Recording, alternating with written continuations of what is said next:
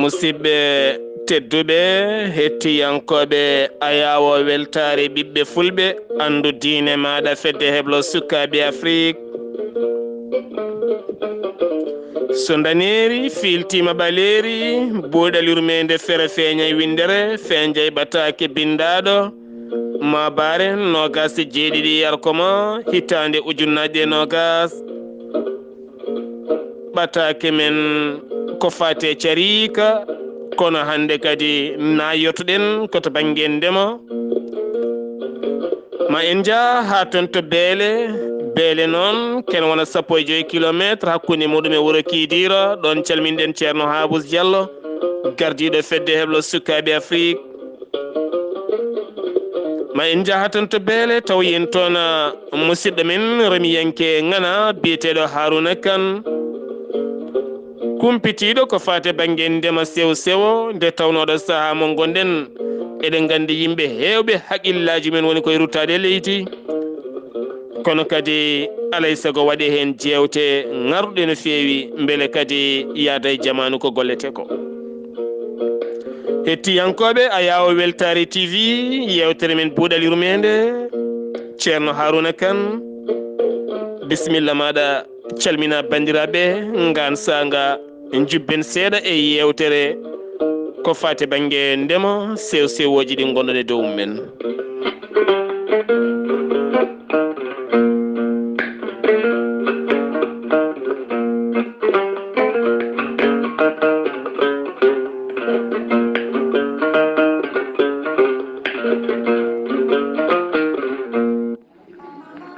assalamu aleykum bandiraɓe musidɓe tedduɓe hettotoɓe ayawo TV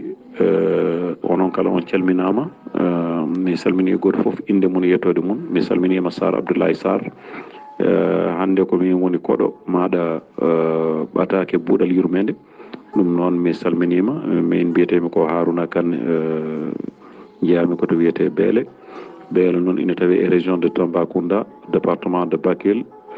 arrondissement Beele commune mo Beele commune mo Beele noon sa daari ɗum woɗɗani Kidira hakkude mon Kidira kiloji 15 min gol ko e frontiére hakkude Mali e Sénégal min noon komi demowo sewo sewoji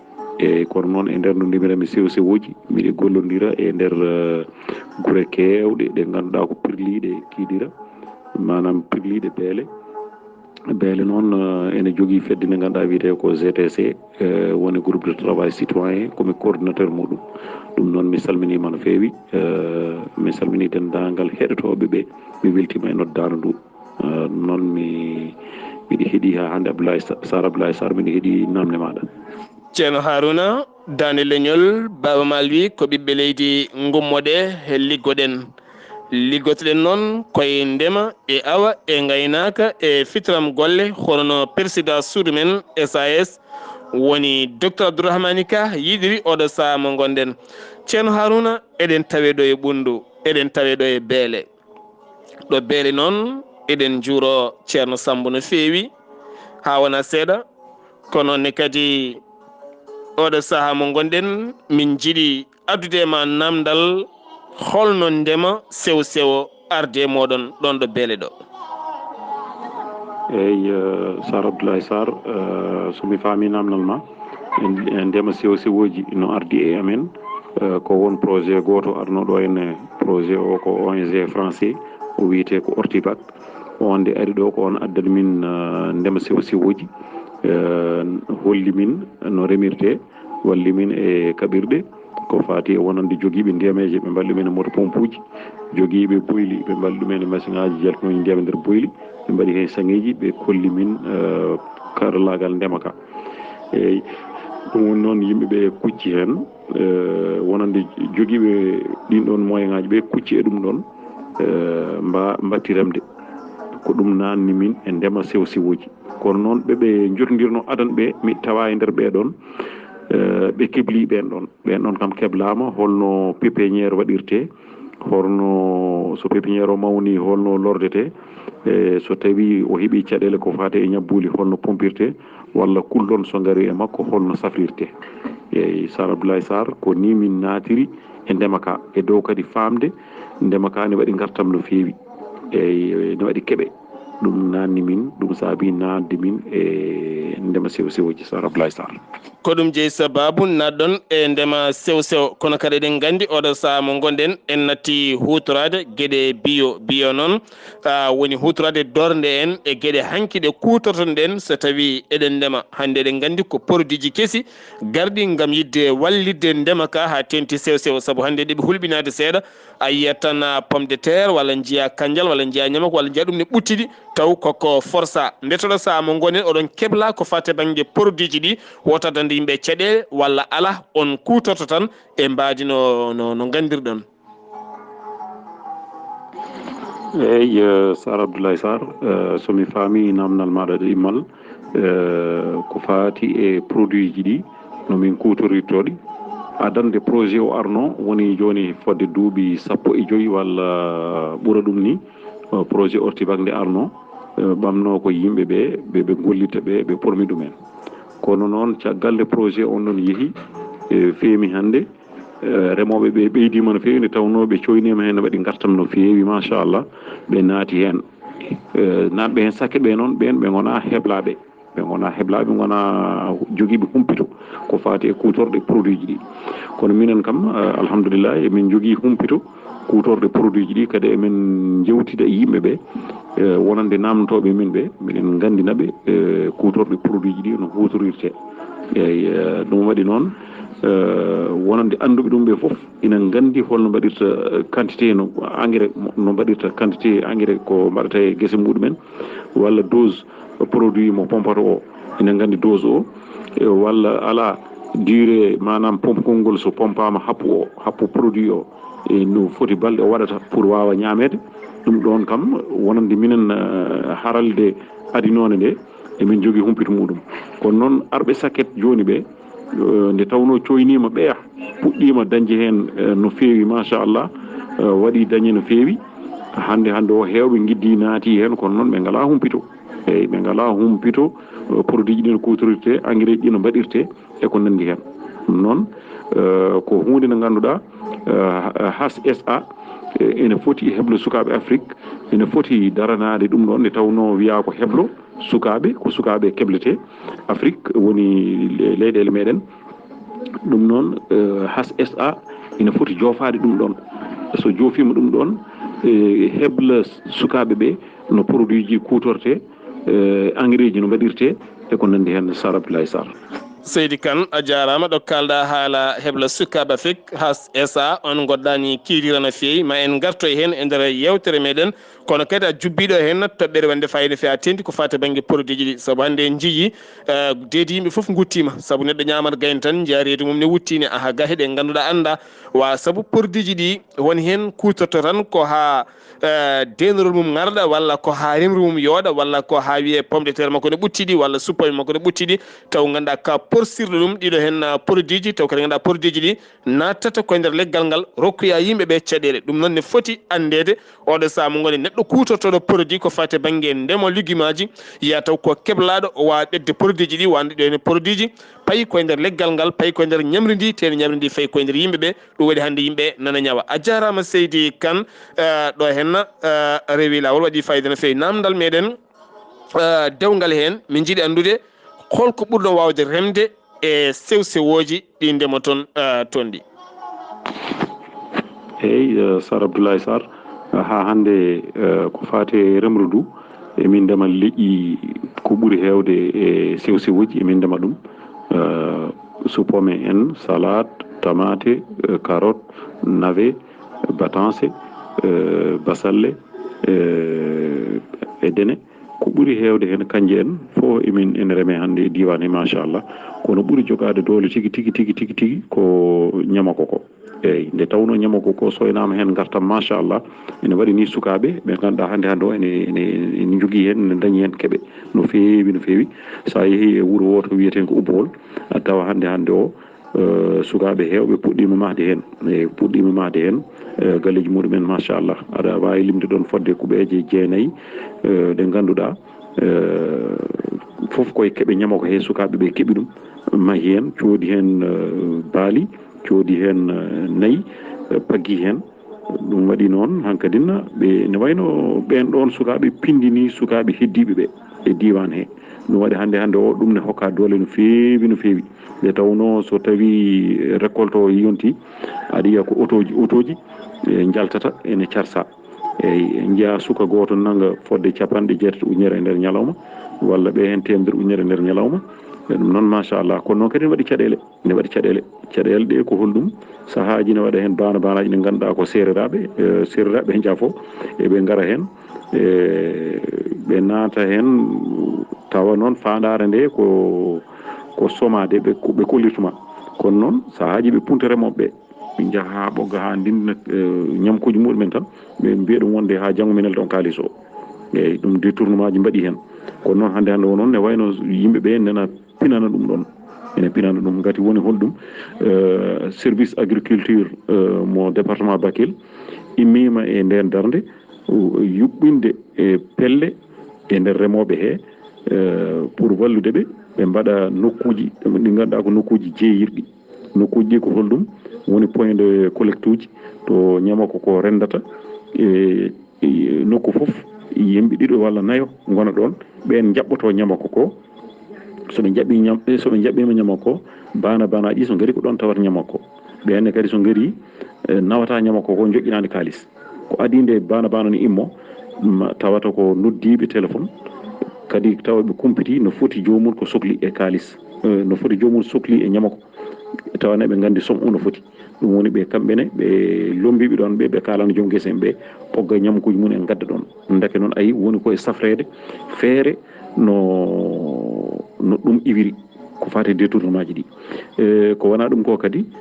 kala point de collecte mo jiiɗa e nder département he ne waɗi ñalgumo jeeyi eyyi ñalgumo jeeyi kala commune ñalɗi mum ene tourna e nder yontere he e nder yontere he kala nokku e nder commune e nokkuji to ñamako jeyete ɗo so tawi manam mi hokka yeru tan wuuro ngoɗo hande ko altine jeeyi walla altine talata wuuro ngo jeeyata ko alkamisa e aljuma ko noon ɗum jogiri e nder yontere he walla hen saaji aɗa yiya nokkuji wonno nokkuji ne keewi nokkuji ɗiɗi ndenda ñalawma goto ɗum ɗon ko pour rentade ñamako ko wasa hewde to jeereji to Sarblaye Sarr ɗum ko hunde wande fayida yuɓɓunde caggal nde banaji aroɓe ne cooda e mon ɓe e saaha kala aɓe jiiɗa hutorade on taw koye dow mbadi ndi fewani walla taw koye dow mbadi ndi rewani lawol no fewi kono noon e nder oɗo saaha mo gonɗen on darni fedde nde ko yidde wallude on holno jeeyi toon taw ngala caɗele namdal gongal bette oɗon jogui pelle taw koye nder ndemaka e hoore no ndemirton ni taw oɗon jogui pelle so tawi ndemaka wonko ngakki hen oɗon mbawa wullitade hen walla ala taw oɗon mbawa yitade hen koye moɗon eyyi Sar Abdoulaye Sarr somi faami namdal ngal eyyi min jogui fedde nde ko fedde nde ganduɗa nde wiyete ko IFORBAC union de producteurs département de Bakel nden ɗon fedde ende jeeya e pelle amen ɗe ganduɗa dolnuɓe ndemaka e nder département he kono noon andi fedde so yeehi ha ɓooyi tan ene yahanne nayba sukaɓe woɓɓe gara less ɓen ɗon tawa mbaɗani taw jeeyaka e fedde nde ɗon ɓen ɗon noon hande ko ɓen ɓuuri hewde e nder département he ko sukaɓe ɓe ganduɗa jeeyaka e fedde he ko ɓen ɓuuri hewde e département he naati e ndemaka ene wayno ɓe gaddi mbadi kesiri ko wona ɗum ko e nder commune aji ɗi min gollitannoɗo e projet goto USAID projet o wiyete ko yajede ɓenne gari nde ballino remoɓe ɓe ha darni pelle e nder commune aji muɗumen ɗen ɗon pelle tambani remoɓe ɓe ko fati e kisal guura pelle ɗen ɗon ko pelle tan local ɗi mbiyete ko GTC groupe de travail citoyen on GTC ene waɗi gueɗe kewɗe ene coome nder muɗum ko fati e kisal guura ne waɗi plié ji nayyi plié ji ɗin ɗon ɗi ganduɗa ko kala hen plié ne woodi ko kufɗo ɗum ɗon woni on CTC ko on tambani remoɓe ɓe wallata ɗumen ha keɓa balle ko fati e financement ji walla ko fati e matériel agricole ko fati e moto pompe uji ko fati aménagement ji sangeji grillage min gollima e nder commune mo Beele machallah alhamdoulillahi ko ɓuuri hewde dañi financement ji kono ha hande kadi emin jokki gollal pour dartande woɓɓe ɓe dañano ko wayno sohlaji sangeji grillage walla ko fati e barage uji e ko nandi hen ha hande emin jokki nden darde ko wona ɗum ko emin cohli kadi ndema ka ɓeydo ha hande e nder diwan he pour que ɓeydo noon il faut laamu ngu walla remoɓe ɓe walla sukaɓe ɓe ha ɓe mbawa hebde leyɗele ɓe mbawa hebde ndiyam e moyen ngaji no ɓe golliri no hannirta ni Sar Abdoulaye Sarr mbiɗa teski oɗo saaha mo gonɗen yoga e luguimaji ene guiwa banggue ɓunduto ene paya ha toon to Fouta caggal nde luumaji mbaɗi toon firti tan ko so tawi en jaaɓi ruttade e ndema tigui rigui taw kadi ganduɗa ko ndema jaaduka e jamanu ene wawi enen kalma en jiitani koyemen hono no mbiruɗa hande sukaɓe hewɓe batti mahde hen batti wadde hen gueɗel batti wadde hen kono ɓuuri hawnade neɗɗo ara tan sokko hen tawa rewani e goɗɗo walla rewani e anduɓe ɗone kadi ko caɗele mbiyete ɗeɗon pelle kam aɗa poti yurnitade ɓeɗon ɓe ƴeewa kono ma en gartu hen nana jubbiɗo seeɗa ko fate banggue feddeɓle sukaɓe mi arta hen saabu feddeɓle sukaɓe Afrique kañum ne yiiɗi ko heblude sukaɓe men ko fate banggue ɓe mbawana koye mabɓe onon ɓundunkoɓe ha tenti remoɓe e nder oɗon diwan holno jiiruɗon fedde heble sukaɓe Afrique ha hande no jiɗmi wiide ni tan no e namdal ma he has SA heblo sukaɓe Afrique komin jiiɗi tan wiide waadi ko sukaɓe goni ga ene ndema te sukaɓe ɓe ɓe gona joguiɓe humpitoji ko fate karallagal ndema e min ñaagui has SA ɗum ɗon yoɓe jantin ɗum e gollal mabɓe yoɓe jantin gollal mabɓe e hebloji ɗin ɗon ko fate karallagal ndema so wona ɗum tan ma ɗum addoye caɗele ko fati e ñamdu legumaji ɗi nde tawno so tawi neɗɗo anda produit holno hutorirte no gollirtamo ni fewata kadi produit o so tawi o anda diire happu ɓoygol produit o kanko ɓaade o ala humpito mum nde o pompi foof ko nden tan o ɓoggata o nawa so o nawi ko jeeyi o yeeyito ko yimɓe yahata koye jeereji yimɓe ne coodani ñamoya ayi dake so tawi humpito ala ɗon gandal so ala ɗon ne mbawi addude caɗele Sar Abdoulaye Sarr ɗum noon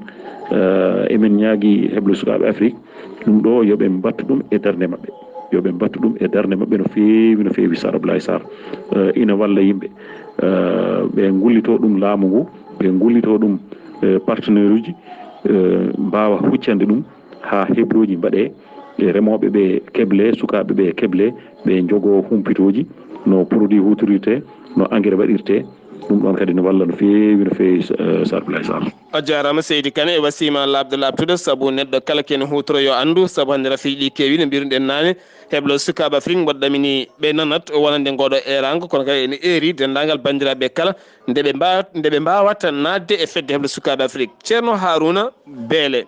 en tant que jeeyaɗo e ɓundu ndemowo anani président suudu men SAS woni docteur Abdourahmani Ka oɗo en société mo adde men ko fate banggue ndema awa gaynaka fittiram golle te hande oɗon dilla e ndema kono kadi ɓurɗon yidde ko ndema ka ɓuura yajde ha ɓuura ɗo ko wayno ligguimaji ko wayno goɗɗum oɗo saaha mo gonen holno jiiruɗon fedde holno jiiruɗon suudu men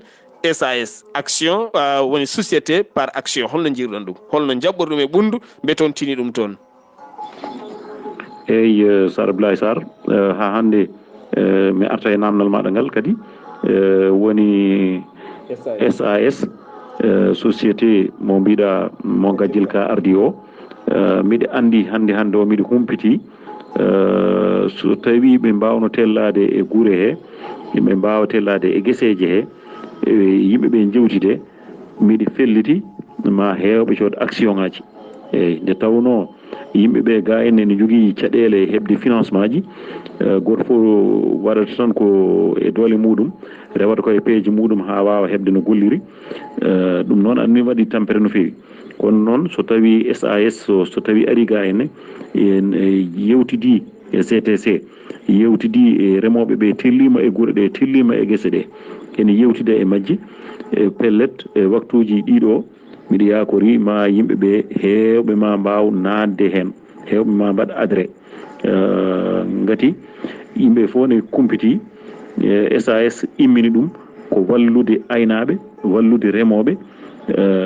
ha mbawa ɓamtade e ko goni mum ko deke noon a yi ballowoma no ɓamtorɗa so ari e maɗa aɗa humpiti kadi ko wallatma ko e muɗum ko ina nawruma yeeso so ari ma o wima ya jeeye makko tan a jeeyata e makko noon Sara Abdoulaye Sarr emin mbaɗi invité SAS nde arata ɗo e Dumunna Dabo min jewtida e mun kadi min jilto e mun e remoɓe ɓe guesa e guesa walla wuuro e wuuro min jewtida e remoɓe ɓe foof ha mbawa wadde adré e nder société on ɗon Sara Abdoulaye Sarr ko ɗum ɗo joguinomi ko miɗi tellinana yimɓeɓe ko fati e jeeyadeɓe e SAS. a jarama ceerno Harouna golle ma jooɗi peewi suudu men SAS mboɗo ɗaminima yilloyo toon to Ɓundu taw kadi koye ballal président suudu ndu nonne kadi taw en toon ceerno Habous Diallo beele yimɓeɓe guesa e guesa ha yimɓe ɓuura wawde famde kam yoga e pelle tawete toon yewtere men ari e ñawlude musidɓe tedduɓe siftinde on buuɗaliru men men hannde feeñi ko ɗo e beele ɗo jaraten hannde bongal subaka sikki ala ɓundunkoɓe ko remoɓe ɓundunkoɓe ko aynaɓe konone kadi ɓundunkoɓe ko sippoɓe ɓundunkoɓe kadi hannde ko ruttiɓe e ndema no feewi no feewi gam humpitade leydi ndi ko moƴƴiri kono kadi so yimɓeɓe ñihli leydi ndi tan yama leydi ndi rokkira ko jogui ceerno Harouna en gaari e waynodirde konngol ma mbayni ko fade rendo ngo. eyyi Sara Abdoulaye Sarr konngol am mbaynigu ko adi foof taw mi weltima no feewi e jeeyedemi e battiɗo invité e ndeɗo yewtere nde tawno yewtere ndeɗo ko yewtere wadde fayida no feewi ko yewtere nde yimɓeɓe poti wattude haqqille ɓe keɗonde nde tawno ene waɗi lowdiji kewɗi ne ko heewine mayre ko fati e cellal ko fati e findingol ko fati e jertingol e ko nandi hen ɗum noon ko yimɓeɓe ne poti heɗade yewtere nde no feewi no feewi ko wona ɗum ko jiɗmi wiide yimɓeɓe tan ko yo tinno daro liggo eyyi yo yimɓeɓe tinno daro liggo jangga eyyi nde tawno kala mo ala humpito ko fati e heblo on hayso yiiɗi gollude o wawa gollude eyyi hay sa dañi kadi ko heblo kadi a heblama so tawi a liggotako golle ɗe kadi ne wayno heblo ngo yumtata ngo ala gartam ɗum noon ko jiɗmi wiide yimɓeɓe tan yo tinno heblo sukaɓe Afrique yo jokkodir e heblo sukaɓe Afrique yo kala mo jeyano ko hen yo waɗa feere jeeya hen naata hen jokkodira e mabɓe kamɓe nen kadi ɓe mbawa tellade e diwanuji ɗi foof kala diwan moɓe tini sukaɓe ne muɗum ina golla ko gollata ko galna ɗum gandal yoɓe gar ɓe tello ɓe jokkodira e ɓen ɗon ɓe ƴeewa feere no ɓen keblira Sara Abdoulaye Sarr mi salmini dendagal heɗotoɓe yewtere nde mi salmini hoorejo HSA mo dental leyɗele ɗe woni ceerno Habous Diallo mi salmini kadi hoorejo HSA mo leydi Sénégal woni ceerno Kounta Bodje mi sikki elle ko ceerno Kounta Bodje Sall mi salminimo nde tawno booje ɗe jokki ɗum hen ko teskama omo yiiɗi ñebbe no feewi machallah ɗum noon booje ɗe il faut ɗe mbatte hen mi salmini dendagal membre uji HSA Sara Abdoulaye Sarr mi salminima annene mi salmini Ghali Abouba ñanden elle e nder jayndeji makko ɓennuɗɗi kabaruji makko ɓennuɗɗi omo askinanno hen hoore makko kono noon o haalani hen inde jinnano makko o jinnaɗo makko gorko o ɗum noon miɗen jiiɗi famde e nder asko makko he mo woni jinnaɗo makko gorko ɗum noon mi salmini on mi salmini dendagal bandiraɓe foof jaafoɗon haalde weeɓani so tawi haala ka won hen to ka manki rewde lawol mbiɗa ñaagui yimɓeɓe yoɓe jaafomi e ɗum ɗon Sara Abdoulaye Sarr mi salminima mi weltima no feewi so tawi kadi wonko ngakki e nder haala ka an hoorema ha hande aɗa wawi ruttitanademi caggal tan mi ruttito e haala he mi salmini dendagal bandiraɓe assalamu aleykum wa rahmatullahi taala wa barakatuhu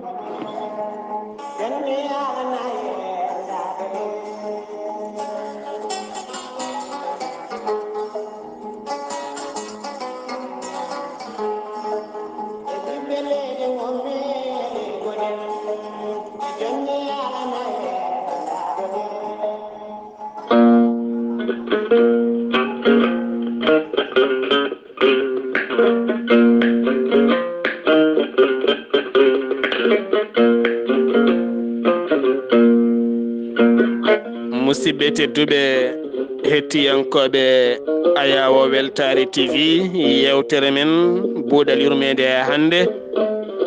feri feeñi koto beele noon ko 15 kilométre hakkude muɗum e Kidira hande koye ɓundu gonɗen musidɓe tedduɓe nani musidɗo meɗen ceerno Harouna Kane ko jamtino feewi ko fate banggue ndema liguimaji woni sew sewoji en kettimen paami kono sikki ala alay saago duttoɗen leydi men ndi ne barkini ko hen kala woni ko hen kala yaltata ko hen kala dañete ladde nde satti ɗannude ɗe muusi duuɓe kitale a nahata ɓiɓɗe ma a wondata e joom suudu ma a wondata e jinnama a anda haydara leydi ma ko human binnagal ko dañƴa haalis ko kala haydara firti ko leydi men so en jaaɓi rendude e dental eɗen mbawi gollade ha galɗen dañen ne hen suka men enen kala jiituɗen koye meɗen so buuɗal yurmede feri feeñe windere fe jayɓatake hoddu welnudo musidɗo men Amadou Thioɓeri Ba tokkara lagal to ko musidɗo men Saydou Abou Ba Weltare TV to YouTube weltare ɓiɓɓe fulɓe andu diine ma to WhatsApp hay Facebook e nokkuji ɗi kala musidɗo mon guiɗo mon sehil mon Sar Abdoullahi Sarr koɗo men wonno ko Harouna Kane gorko mo beele yo jaam Allah ñalla nen